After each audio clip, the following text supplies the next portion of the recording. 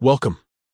If you've been getting annoyed by those ad pop-ups that sneak into your DM notifications on the X app, you're not alone. The good news is, there's a simple fix. And today, I'll walk you step by step through how to disable them for good. Let's jump right in. First, grab your phone and open up your settings. This is where everything begins. Next, scroll down until you see Apps and give that a tap. From here, you're looking for the X app. This is where we'll adjust the exact notifications that control those pop-up ads.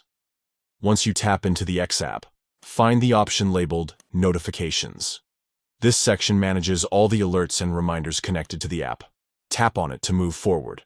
Now, once you're inside Notifications, the key step is to look for notification categories. This breaks down all the different types of alerts the X app can send you, and this is where the real customization happens. Within notification categories, tap on Sending DM Messages. This is the specific type of notification where those ad pop-ups often appear. Once you're in, you'll see a toggle option that reads Show Ad Pop-up.